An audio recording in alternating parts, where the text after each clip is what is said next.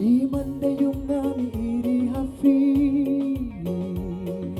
imande hafi kumvikana, abazima bose bazayumva bose, kandi n'abapfuye bose bazazuka, abamutegereje bahabwa amakamba arabagirana, abamugome bahumbye mu maso he. Yesu tuzamubona Yesu umwami wacu Yesu. N'umukecuru hano mu miryango ihari hano jya uvuga ndi umuhungu wa Muhiza Azariya. Hano hari abo mu muryango wa Zirimwagabo,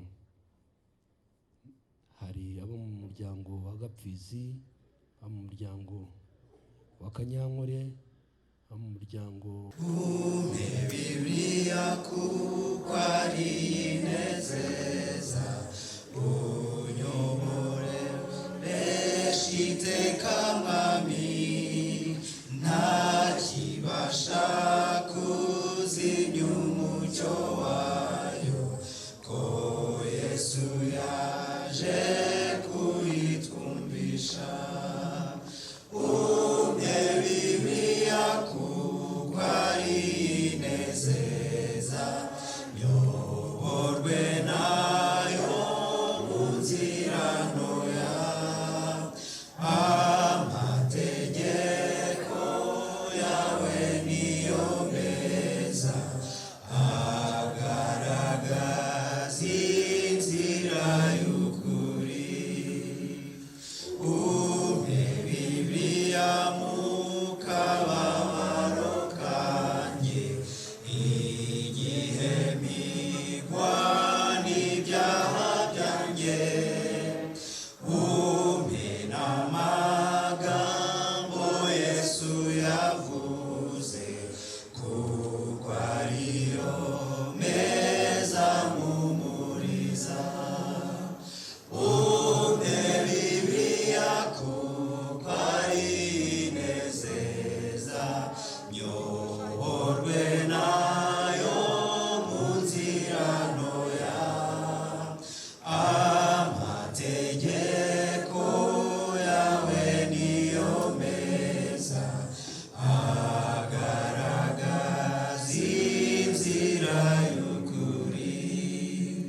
Umpe Bibiliya mwimurikira iteka, kandi ndinde imitego yo hasi, niyo rumuri rwaka mu mwijima,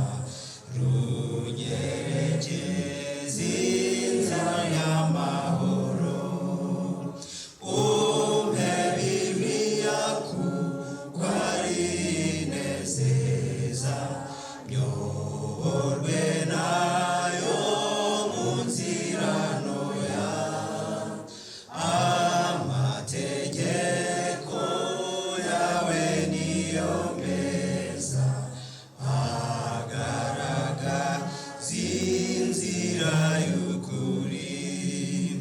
Umpe Bibiliya ngwimbwira iby'ubugingo, kandi udukomereze uwo mucyo, ngo tumenye inzira igana mu ijuru, unyereke ubwiza bwawe data. Umpe Bibiliya kuko ari inezeza, nyoborwe nayo mu nzira ntoya,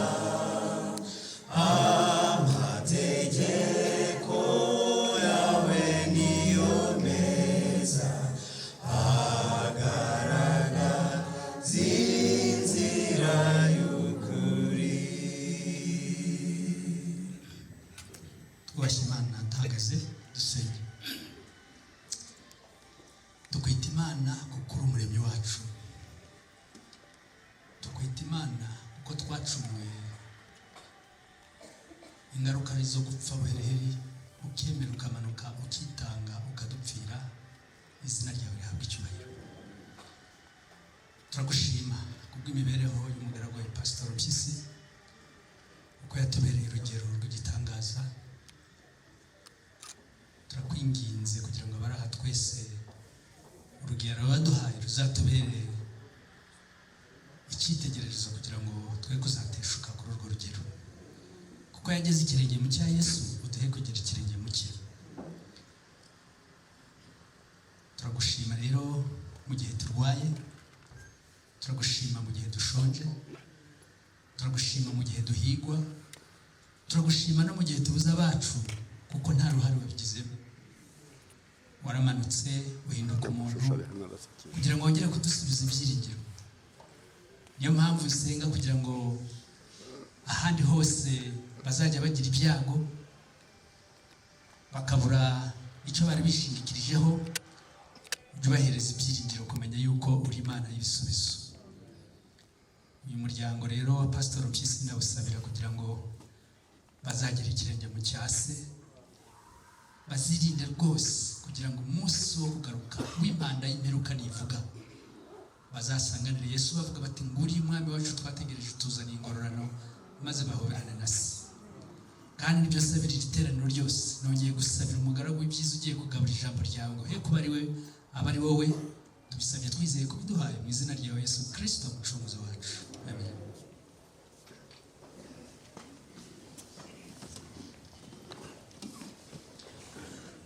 Murakoze Pasiteri Bazayirwa, arakoze, agize neza. Uyu mwanya rero ni umwanya w'igitaramo, tugiye gutarama turi kumwe na korali Ambassadors of Christ Choir. Nagira ngo babe bitegura mu kanya baze hano baturirimbire indirimbo 3, ariko mbere yuko bahagarara aha ngaha birashoboka ko uwo mwicaranye yenda mutabasha no gusuhuzanya. Reka uyu mwanya dusuhuzanye, twifurizanye umugoroba mwiza. Ese turabikora hari? Birashoboka hari igihe abantu rwose baza, ariko twifuzanye umugoroba mwiza. Ni umwanya mwiza, umwanya w'igitaramo. Turi buze kugira ibice bitandukanye nyuma y'indirimbo 3 baturirimbira. Turi buze gukurikirana ubuhamya bw'abantu batandukanye, ubuhamya bwaranze Pasiteri Ezra Mpyisi. Reka rero korali tubasabe batambuke batugezeho indirimbo 3, nyuma turi buze kubagezaho gahunda uko zivuze gukurikirana. Murakoze, Imana ibahe umugisha.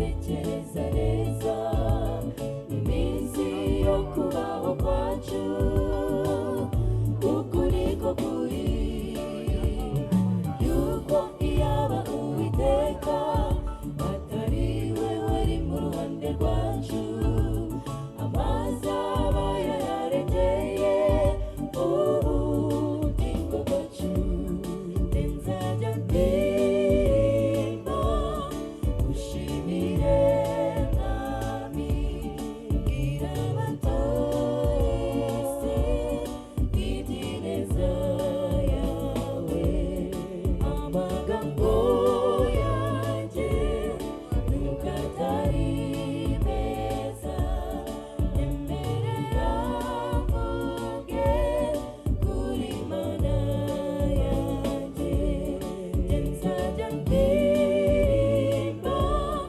ushimire mwami bwira abatoye isi iby'ineza yawe amagambo yanjye nuko atari meza emerera mvuge kuri mana yanjye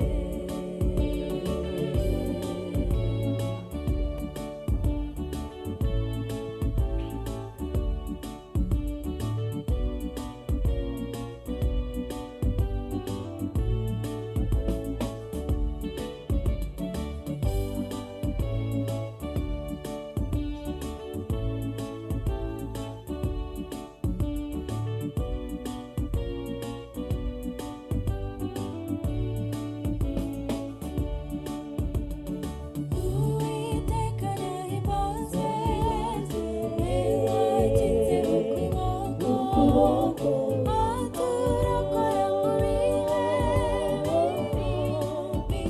bikomeye ugamugatsi yacuranga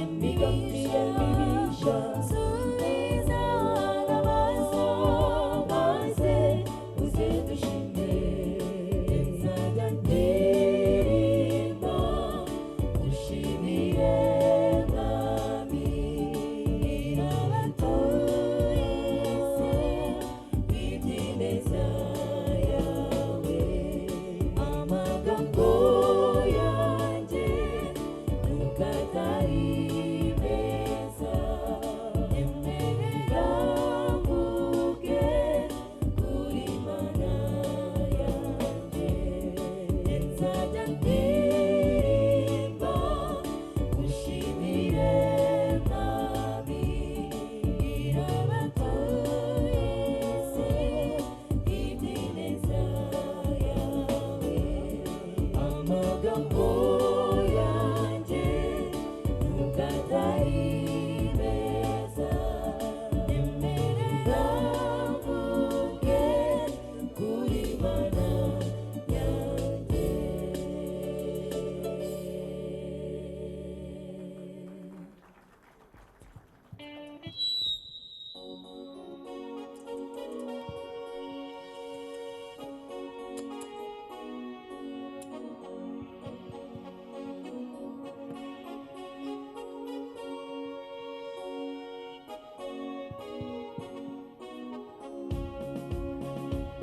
impande y'umwami iri hafi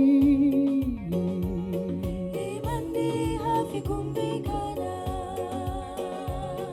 abazima bose bazayumva bose kandi n'abapfuye bose bazazuka abamutegereje bahabwa amakamba arabagirana abamugome bahumbwe mu maso he Yesu tuzamubona Yesu umwami wacu Yesu agarutse kandi tuzaruhuka tuzanezerwa twese tunesheje aba bose abamarayika bose ubuzima bwinshi nzaziburesha nzaziburesha jewe nawe tuzazamurwa mu cyubahiro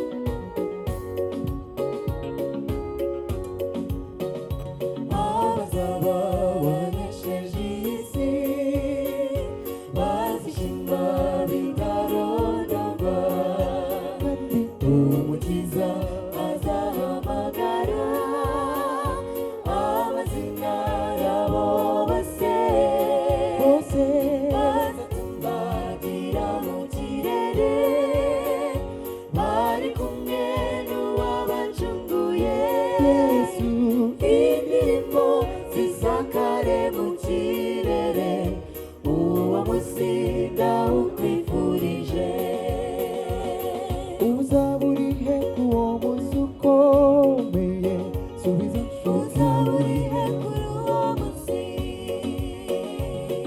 ubwo umukiza azamagara bose amazina yawe yacunguye bose abamenshi ibishura byabo mu maraso ye Yesu maze bakamutegereza kugeza ku mperuka Yesu tuzamubona Yesu umwami wacu Yesu agarutse kandi tuzaruhuka tuzanezerwa twese tunesheje aba bose abamarayika bose bavuza impanda nyinshi zo kunesha twese tuzazamurwa mu cyubahiro dusanganire uwo mwami Yesu tuzamubona Yesu umwami wacu Yesu agarutse tuzaruhuka tuzanezerwa twese tunesheje aba bose abamarayika bose bavuza impanda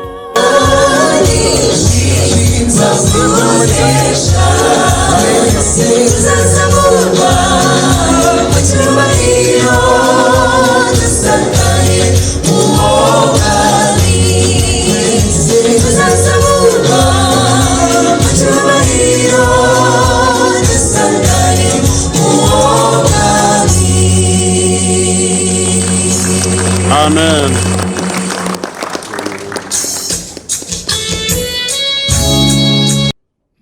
barakoze korali ambassadors bagize neza baradusurukije imana ibahe umugisha tugeze mu mugabane wa kabiri umugabane wo gutanga ubuhamya mu gihe groupe ya Bugema yitegura kuza kutugezaho ubuhamya bwa Pasiteri Ezra Mpyisi ndagira ngo twibukiranye nk'uko mubizi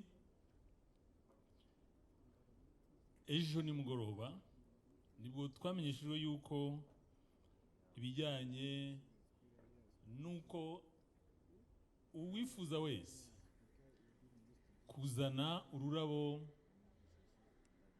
igihe tuzaba dushyingura pasiteri abisimbuza kugura bibiliya cyangwa se kuzana bibiliya. Gahunda rero yanoganijwe nuko habonetse momo pay igomba kunyuraho izo bibiliya. Abakurikiye mu magambo Gerard Mpyisi yatubwiye muzi neza yuko igihe muzehe yamubwiraga yuko icyo gikorwa kigomba kuzabaho cyuko abantu bose bazaba cyangwa se abazaba bitabiriye uwo muhango bagomba kubona bibiliya byamuteye ubwoba kuko ntabwo yiyumvishaga uburyo abantu bose abantu bazaba baje bashobora kubona bibiliya. Ariko Imana yaciye inzira ubu tuvugana mu gihe igikorwa cyabaye launch nimugoroba ubu tuvugana hamaze kuboneka bibiliya zirenga 200. Amen. Hamaze kuboneka bibiliya zirenga 200. Mwibuke ko byabaye launch nimugoroba. Ubwo rero biratugaragariza yuko mu minsi isigaye n'ubundi bibiliya zizaba ari nyinshi cyane. Iyi ni president cyangwa se ni ikintu cyiza cyane mu by'ukuri uburyo pasiteri mu kugenda kwe agiye kubwiriza mu buryo atigeze haranakora. Aha rero ni turagira ngo tubibutse momo pay nimero yayo ni 96 mwayandika 96 turongera n'ubundi kuyisubiramo dusoje gahunda 96 plutôt 22 mu mazina ya Gerard Mpyisi. Iyo ni kode ijyaho ijambo ry'Imana cyangwa se bibiliya buri wese yifuza kuba yatanga kubw'iki gikorwa twiyemeje.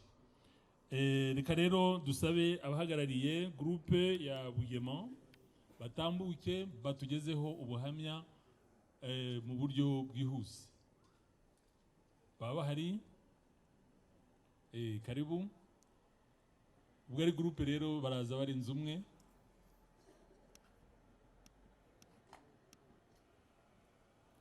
Nibarangiza turi buze gukurikizaho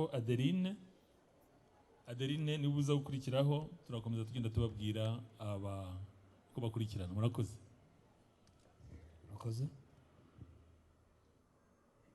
Reka nsabe abantu bari muri groupe ya Bugema bose baze hano imbere. Edson, Moses, Martin, namwe muhaze mukatujoininga, and Mr. Esri.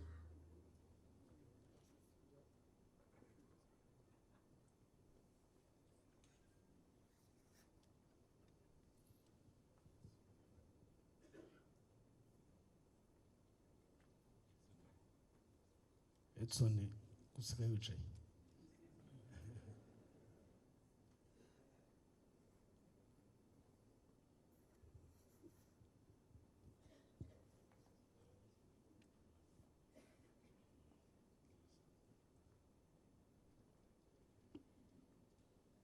Mwiriwe mwese.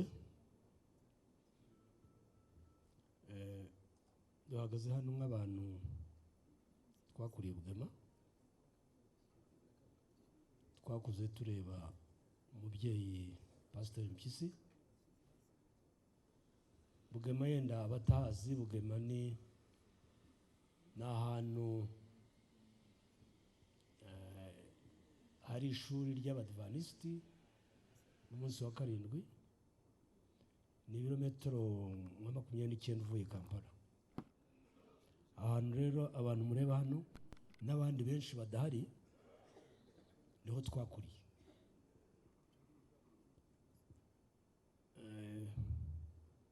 Hari abavandimwe bacu benshi batashoboye kuboneka, genda bari hano mu Rwanda, abandi bari hanze, ariko twese ku rubuga duhuriyeho bose bifatanyije natwe muri iki gikorwa cyo kwizihiza ubuzima bw'umubyeyi wacu. Kuvuga kuri Pastor Mpyisi sinzi yuko ari twe twakabaye tubivuga. Yabanye n'ababyeyi bacu,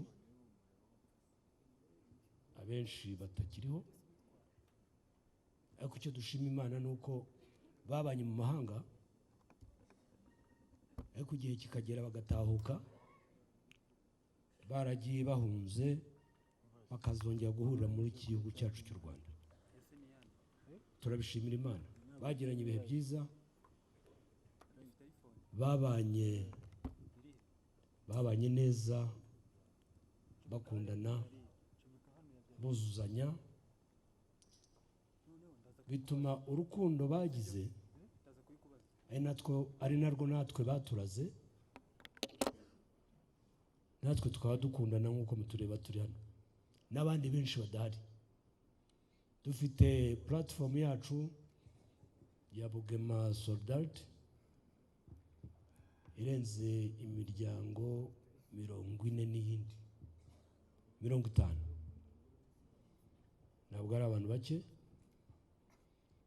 ni abantu dufatanya muri byinshi, tuvugana umunsi ku munsi, dufatanya mu byiza no mu bibi, dutabarana nko mu gikorwa nk'iki, kuko biba ari ibyacu twese. Mu myaka yashize mbere ya COVID twajyaga tugira umunsi umwe tugahitamo yenda nk'isabato imwe cyangwa undi munsi twashoboye kuboneka twese, tukajya mu miryango yacu, mu miryango y'ababyeyi bacu, tukagirayo ibirori, tugasengerayo, tukicara, tukaganira, tugatarama. Byabaga ari byiza cyane. Twe nk'abana bakomoka kuri aba babyeyi byaradushimishaga, n'ababyeyi nabo batubona nabo bakishima, natwe twaba tubareba bicaye hariya tukishima. Ariko rero Satani nyine yazanye urupfu, bagiye bagenda umwe ku wundi twari dusigaranye ababyeyi navuga ko ari babiri mu basaza twabanye Bugema. None Pastor Mpyisi nawe aragiye, uwo dusigaranye umusaza umubyeyi wacu zirimo abagabo nawe ufite intege nkeya. Turashima Imana yuko agihumeka n'umukecuru. Hano mu miryango ihari hano byo vuga ndi umuhungu wa Muhiza Azariya. Hano hari bo mu muryango wa zirimo abagabo, hari abo mu muryango wa Gapfizi, abo mu muryango wa Kanyankore, abo mu muryango wa Rugaza, mu muryango wa Mpyisi nyirizina,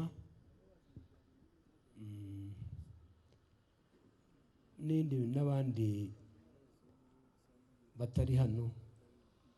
Ariko uko twabanaga Bugema twasaga nk'aho Bugema tuyizengurutsemo gutya. Twabanye neza, ababyeyi bacu babanye neza, badutoza urukundo nk'uko nabivuze. Icyo navuga kuri uyu mubyeyi, Imana yamuremye mu buryo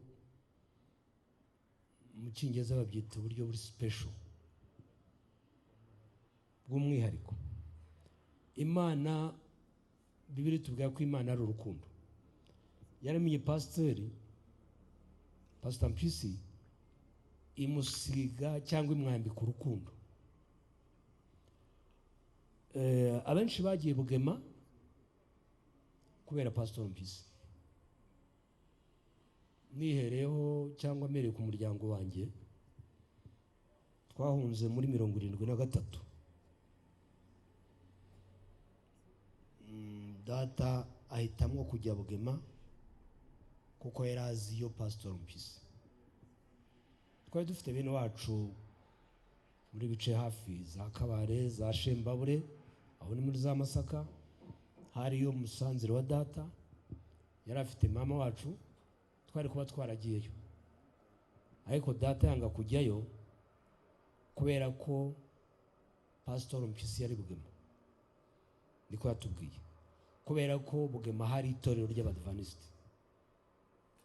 Avuga ati ningiye muri Abagande hirya, mu Banyankore hirya no hino, ntabwo nzakurikira gahunda z'itorero. Tugezeyo rero yaratwakiriye, aranaducumbikira igihe runaka, ndashobora kwibuka neza ariko kitari munsi y'indi byumweru nka 2 cyangwa 3, kandi twari umuryango munini adutunze, tubona amata, tubona ibyo kurya. Nta muntu wakwishingira ibintu igikorwa nk'icyo. Yatangaga ibye adateze yuko azabyiturwa. We n'umukecuru nawe utakiriho.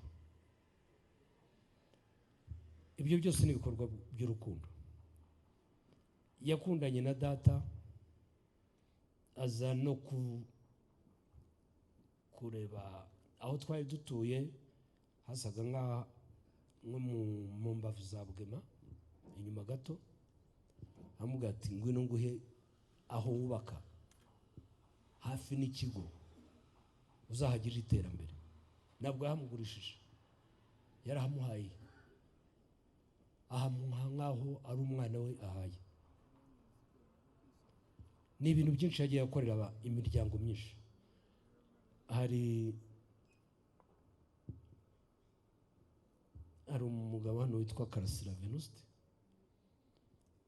muramuzi, abenshi baramuzi.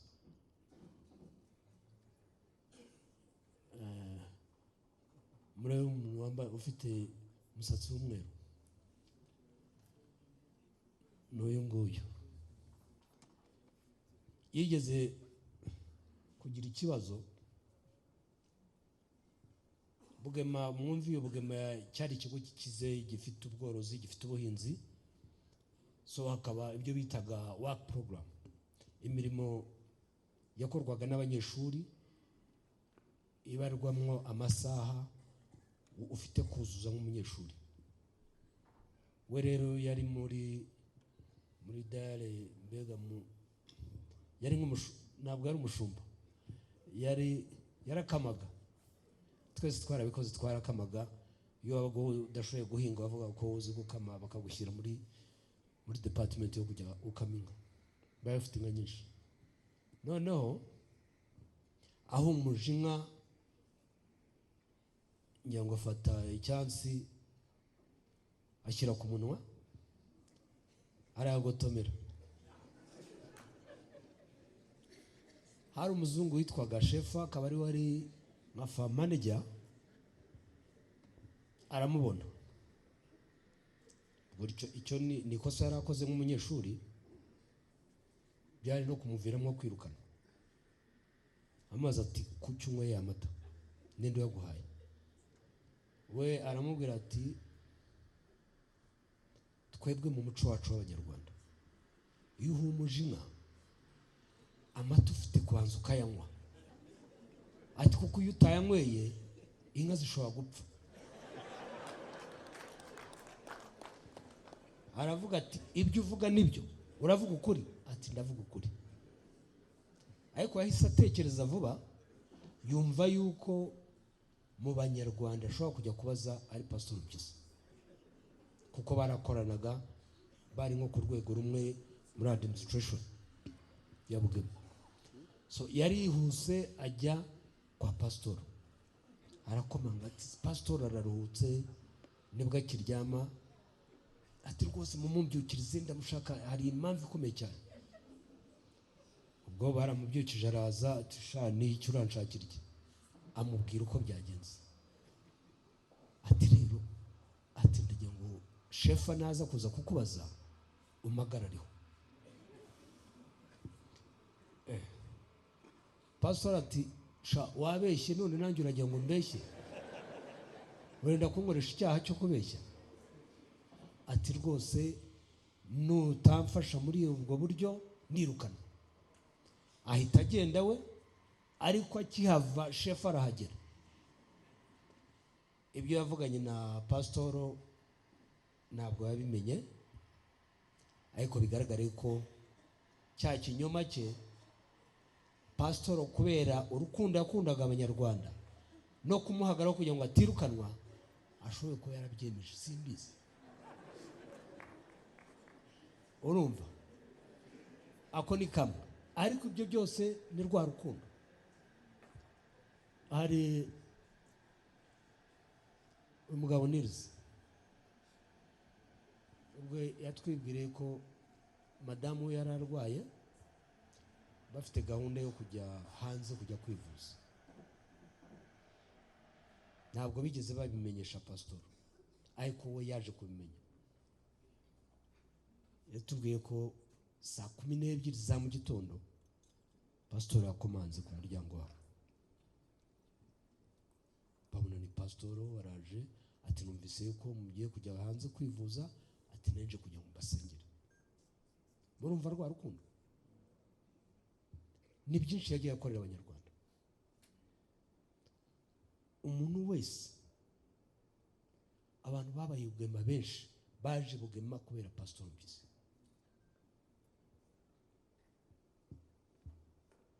Turabyishimiye rero, twishimiye ko twamumenye, ko yatubereye umubyeyi. Nubwo atabarutse ntabwo tuzamwibagirwa, kandi twizeye yuko aho agiye ari heza. Abatanzania nibo bavuga cyangwa Abaswahili bati kazi kwenu. Ubwo ndabwira abagenzi banjye ndetse namwe mwese, ubu ni twebwe, ubu we urubanza rwe yarurangije. Ibyo yarashinzwe gukora kuri iyi si yarabikoze, kandi yabikoze neza. niyo mpamvu duhagaze hano tumuvuga ibigwi. Ni byinshi twakamuvuza, ni byinshi ababyeyi bacu bakamuvuza, ariko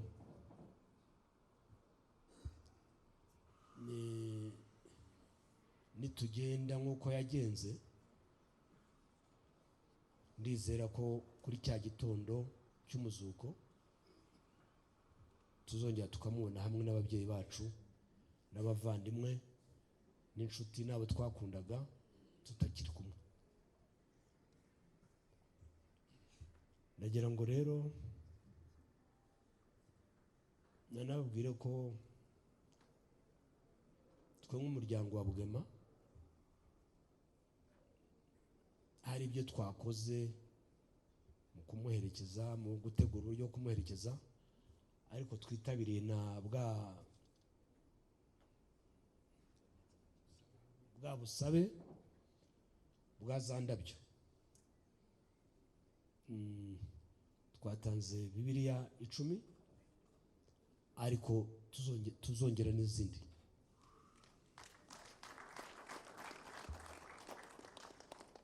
Ndangiza mbashimira mwese, nubwo ejo Gerard yatubwiye yuko dukwiriye kwishima. Yego ni ukwishima, kuko tuzi impamvu twishima, nuko tuzi yuko agiye aheza, ariko ntibituza